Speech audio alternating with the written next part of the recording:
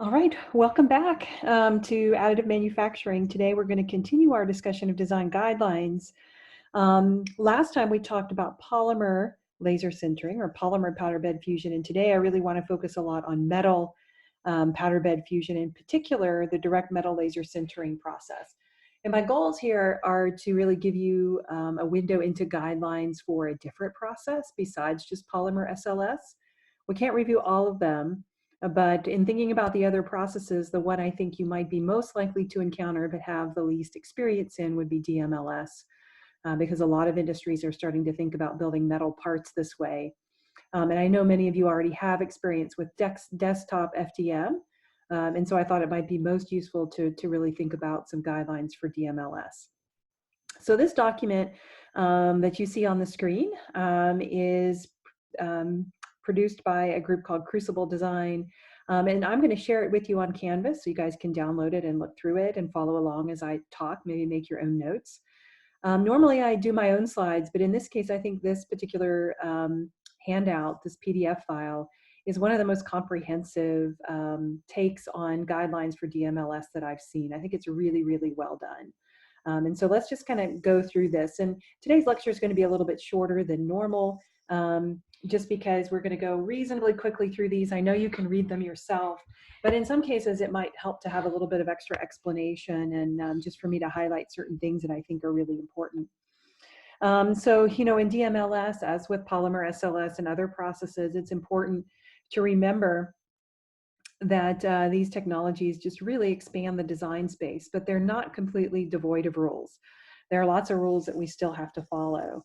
And so as with polymer, you know, SLS, some of the reasons we might go to metal laser sintering would be the ability to create complex internal and external geometries, to build multiple parts in one process, to eliminate the need for tooling, and then to just, you know, vary wall sections to lightweight things like that, right? We've talked about a lot of these things. And so the other thing that the handout points out is that if you're looking for sustainability in DMLS, you may or may not find it. Typically, to make a particular part, if you could make it in another way, it sometimes isn't any more energy efficient to DMLS the part, because you are working with a process that requires a considerable amount of energy, and then the powders themselves maybe require more energy to fabricate than just the raw material stock in other cases. So the embedded energy and CO2 emissions in the part may be no better than a conventionally fabricated part. It just depends. A lot of the benefits in terms of energy and CO2 emissions, energy use and CO2 emissions, are in terms of the long-term use of the parts, particularly if they're lightweighted, and that can have a pretty significant environmental advantage. All right, in terms of design guidelines, you know already how the process works. So the handout starts out kind of describing how the process works. You have a laser. It's actually not a CO2 laser, as you know, so that's a mistake in this particular handout. But it starts with a laser that helps scan the part on the powder bed, right? I have notes here. Right, so it starts out with a laser that scans a cross section of a part on the powder bed. We have a recoating blade that you can see over here to the side that goes from side to side and spreads powder from a refilling chamber. Here you can see that piston moves up, the build chamber moves down, the recoating blade starts on the left-hand side, moves to the right-hand side, and recoats the surface of the part after it's been scanned with a laser. Then it'll continue to do that. The build chamber will move down, the feed chamber will move up, and this recoating blade will continue to spread powder. And then finally, at the end, we'll take the part that's attached to a build platform and we'll remove it from the build chamber. There are a number of different materials that are involved and then our options for use, particularly with the EOS machines that we saw at Stratasys Direct. We saw an EOS M280s, I believe, which were the most popular machines there. We also saw a 400, which was the really large machine that you guys were able to climb up on the stairs and see it.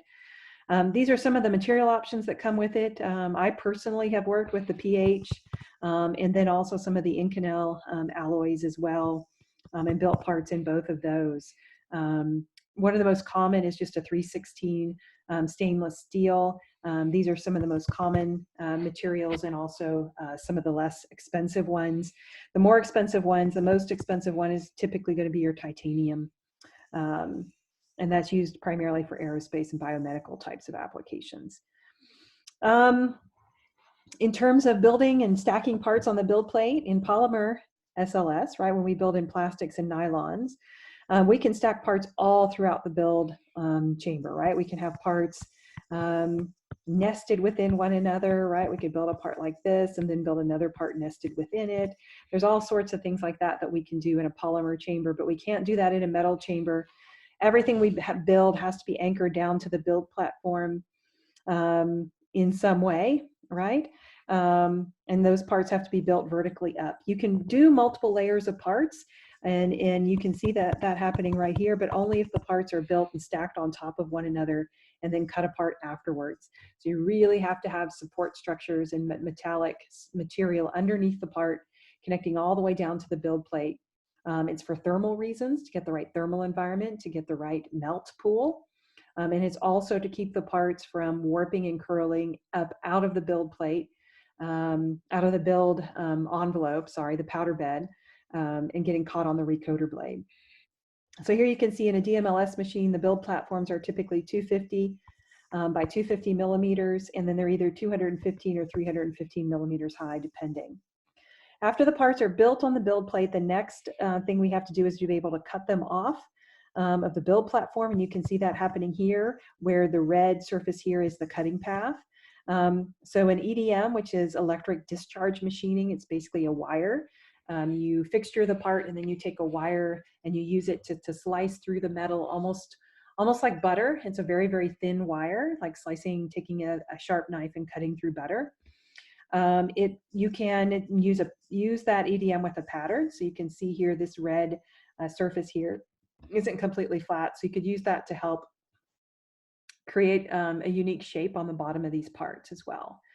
And if you use use EDM in the path that's shown in red right here, then the parts that are left on the build platform are going to look like this, and you'll have to remove those as well. So EDM is one way to remove parts from the build platform. A bandsaw is another. Bandsaw obviously being much less expensive and tedious, but a little bit rougher on your parts. And then you finally get a machine base that's ready for another build. And we saw some of those at Stratasys Direct. They also talked to us about how they reuse their metallic bases over and over and over again. Each time they use it, they have to shave off a little bit of material from the top before they reuse it. So eventually it gets so thin that they have to replace it, but they do reuse it. And so here it's talking about how the most straightforward object to build in DMLS is just a vertical extruded form. Starts on the build platform and builds straight up. There are some limitations to that though as well. And so here we're going to really get into some of the limitations and guidelines associated with DMLS. So the powder in the build chamber doesn't provide enough support for the part as it builds.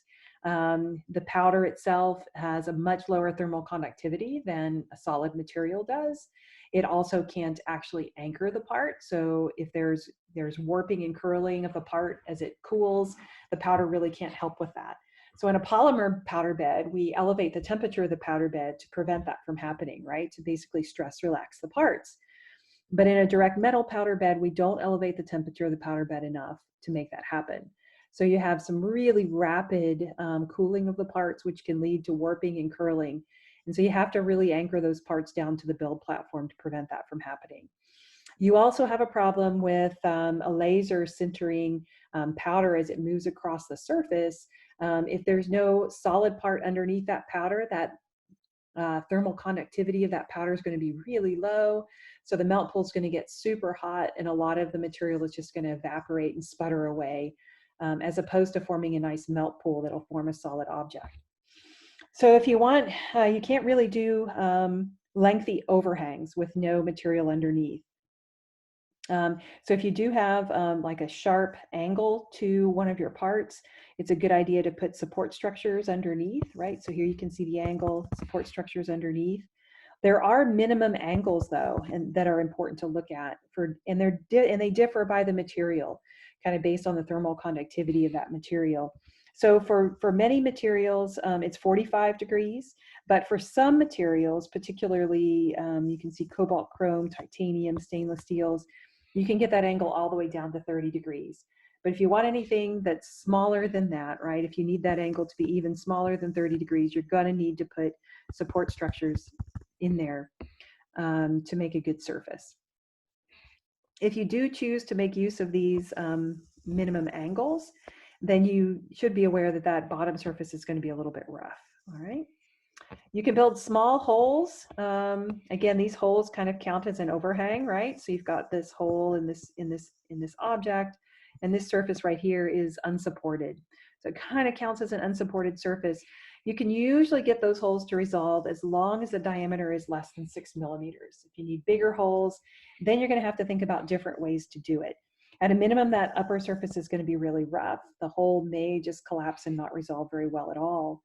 In order to get large holes to resolve well without too much roughness or collapse at the top of the hole, you can add support structures as shown here, or you can change the geometry of the top of the hole.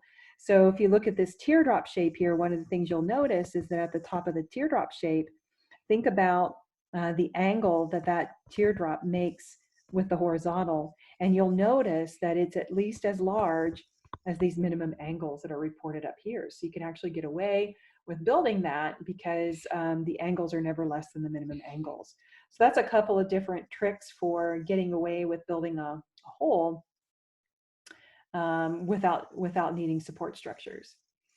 Here's some other tips and tricks as well. So if you have a downward facing surface like this one that typically requires supports, there's a few different ways you can go about building that. One is to put support structures underneath the face, as you can see here. And then if you do that, then the support structures are going to need to be removed afterwards, either by machining or cutting. Another thing you can do, though, is you can provide an offset support structure, and you can see that here in this diagram. It almost looks like a buttress on a cathedral to me, and it's coming off from the side. The idea is that it's easier to machine this off, right? Because you could take like an EDM machine, for example, and bring that EDM machine right along this plane here and just slice the support structures off very easily, more easily than you could with internal support structures. You can also trick the system, take your overhanging surface, your downward facing surface, incline it at an angle, and as long as all these angles, right, obey the minimum angle requirement, right, then you're okay, right? And you can build them without support structures. The other thing you could do is you can make the roof of the overhang angular, right? And again, you can see these angular structures here, and they've got an angle here that is at least as great as that minimum angle that we talked about on the previous slide. You can also, if all you're interested really is in weight reduction, then you could incorporate slots in there, for example, with curved or either curved, as long as the diameter is less than 6 millimeters, or angled tops. And that could help you reduce weight without needing support structures, right? Just leave the material in there. All right, some other things to think about is in metallic parts, the recoater blades are often quite rigid, and they can, in many cases,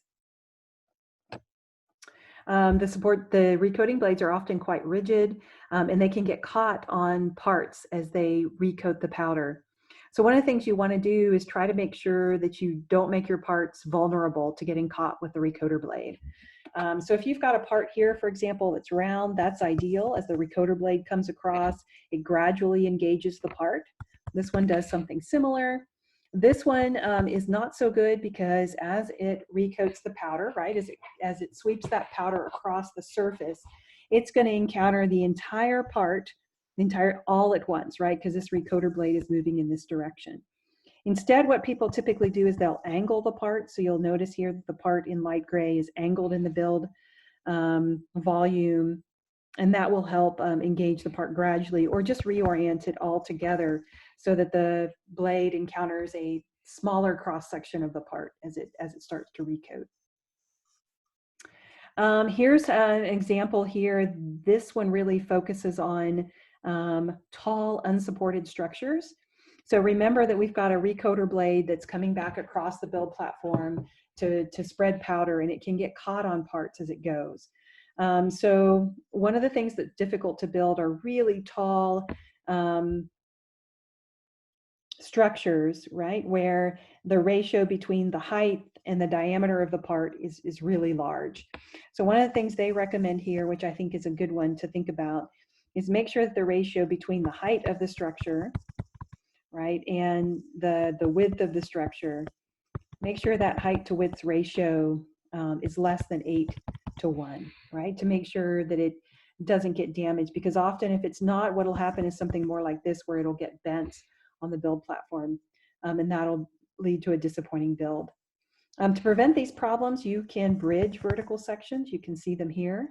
That may help. You might also just be able to make it partially dense. You can also encounter this type of problem unexpectedly with geometries like this. So this pyramid, look at this point in the build plane, right? And at this point, you can see that you've got two really tall, thin structures here. And so they're going to be prone to the same type of problem that we saw on the first row of this sheet.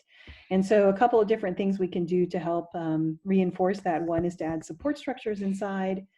If the whole point is to make it lighter weight, then we could, for example, perforate it, right, with small holes that are less than that 6mm maximum diameter for building without support structures. And so that may serve your purpose as well. It's also hard to build really sharp edges. Can't be built in DMLS, and so you can see that up here. You want to try to round off those edges and try to avoid that if possible.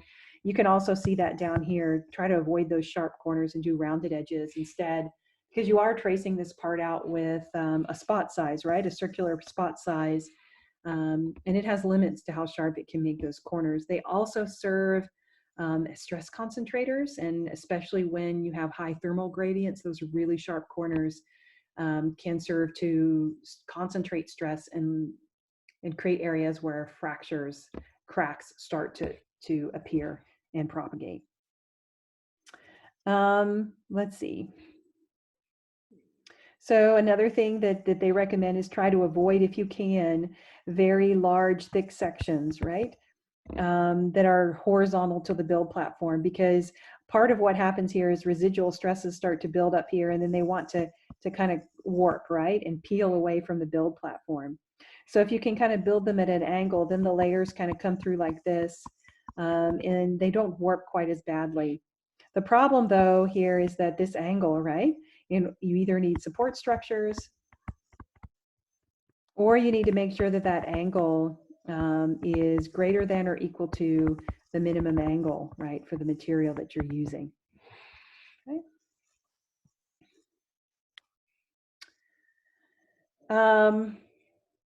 Okay. Sometimes you can change a geometry to avoid support structures altogether. And we talked about some examples earlier where you could, for example, use a buttress support structures to make them easier. You could take a hole, right, and instead of adding support structures inside, you could, for example, angle the top of the hole, make it a little more teardrop shaped, and then you don't need support structures at all. You can use similar, think along similar lines to try to avoid support structures elsewhere. So in this case here, you see a part that has a very stair-stepping geometry to it. If you take that geometry instead and gently curve it so that the angle is never, that angle that you build at, theta, is always greater than or equal to the theta min that you're, for your particular material for DMLS, then you don't need support structure at all. Okay, so here's another example here, again, of if you build a part like this, you're going to need support structures. You could use offset supports to be able to put support structures on the side of the part and then remove them more easily.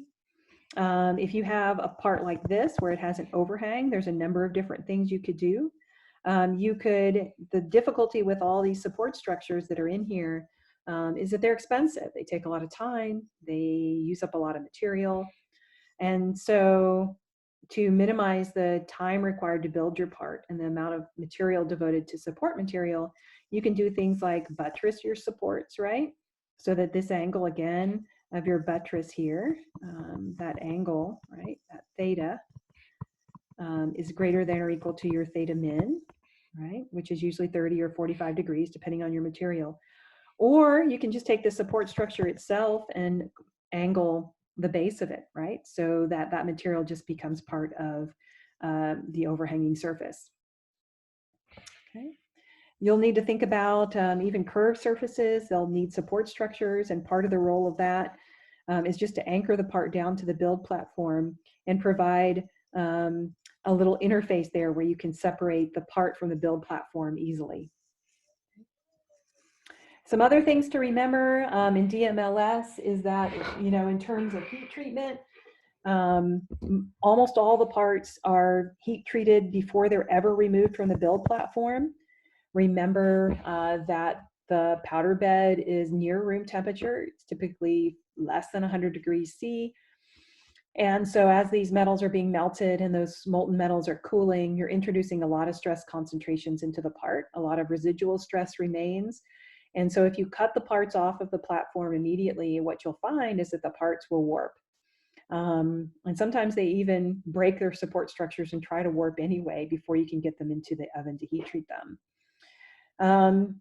Oftentimes they're also hipped, and HIP stands for hot isostatic pressing, which is a procedure where you put them in an oven and you also apply pressure. So it tends to, if you have some porosity, especially near the surface, it can try to help collapse those pores. And it generally leads to better fatigue strength in the part. We talked about removal of supports already. So CNCing, EDM, machining, those are all common, manual machining are all common ways to remove support structures, and it can be, you know, quite tedious. Oftentimes they'll also blast the parts to improve the surface finish or polish them in some way as well. All right.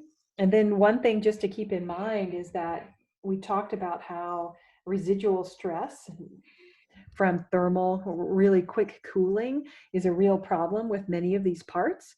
And this is an example here where you've got a part that's being built. This is the edge of the part. These are the support structures, and then this is the build platform, right? So here we're looking at the build platform. These are supports, and this is the part. And what's happened here is that these supports are not adequate for anchoring the part down to the build platform. So they've separated from the build platform. That can cause cracking in the part. It can cause a failed build, because the part may then, if you've got, you know, a powder bed and you've got the part sitting in the powder bed, if it releases from the build platform, what you can sometimes have is that it'll warp upwards, and then when that happens and the recoater blade comes along, it's going to catch on that part and damage the recoater blade, damage the part, damage the machine. So you definitely want to heat treat the parts before you remove them from the build platform, and making sure the support structures are strong enough to handle the buildup of stresses in the part. Right, here's another page you can look at in terms of threaded parts. In DMLS, it's really quite straightforward to build threaded parts. You do need to build the threads in the upward vertical direction. So they should be built just like this, where this is the Z direction in the build chamber. As long as those threads are quite large, and you can test them before you take them off of the build platform. If they're really small, they probably need to be drilled and tapped. So in general, this is one more piece of advice here, is that wall thicknesses can be a little bit material dependent, but in general, you want to make sure they're not less than 1 millimeter thick. You can get smaller features because of the thin layer thicknesses, but it's really hard to resolve those and get them to survive the post-build heat treatments and machining in in additive manufacturing in DMLS. But fine details are possible, and often we'll do lattice structures. I may have brought some of those into class, and in those lattice structures, we'll often have struts like this that are maybe, say, 0.5 millimeters in diameter, and that stretch, maybe as small as 2 to 3 millimeters. So we can get some really fine features and resolve them depending on the situation. This one I think is a really neat idea of how you really want to think about when you design something. Let's think about designing it for DMLS rather than just trying to copy something that we've designed for some other process. So this is a conventional bike pedal here, right? And if we try to build it in this orientation using DMLS, we're going to have to put a lot of support structures. They're either going to need to go into this area here, or they're going to need to be offset, as you've seen here. But nevertheless, that's going to mean a slower build, more material consumed, and more post-process machining. Instead, what you might be able to do is modify the geometry a little bit. So notice what they've done to the overhangs here so that they are now angular, and then they've added some offset support structures just to reinforce the tips of those angular teeth there. And that reduced the amount of support structure quite a bit. You can see it must have reduced it by at least 50%, relative to this design, right? Another thing you could do is you could just take that design and set it up on its edge, right? So there aren't so many overhanging features and you need very few support structures. You could also think about lightweighting it in some way to allow the designs to be produced with no support structures at all, and then maybe even with less material, a lighter weight, right? Okay. All right, so just a sort of a little glance into some of the design guidelines for DMLS, right? You really have to start thinking about support structures, minimum feature sizes, thermal stresses. You have to be thinking about how am I going to get these parts off of the build plate? How am I going to treat them? And how am I going to get the geometries that I need? Can I change the part? Can I change the design of the part in some way, as they did here, to sort of minimize the number of support structures? And that is a double whammy, right? Because it makes your build much faster, use less material, also means that your post-processing is much less extensive. So if you're thinking about building a part in DMLS, my personal experience is that it generally takes several weeks to get the part back. It's going to take some time to consult on the part, make sure that the manufacturer knows what you want to build. It's going to take a week or more to get it built. It's going to take a week or more to get it to get it heat treated, and then to have it post-processed just to get the support structures removed. It may take a couple more weeks if you need it hipped and heat treated again after it's off of the build platform. So you can see how all these time increments add up pretty easily to a month or so. So it's fast, but it's not that fast, right? And especially if you can reduce the amount of post-processing machining that's required by minimizing support structures, then that can be a very, very important to the overall efficiency of your design. All right. Okay, so with that, I'm going to go ahead and close out today's lecture.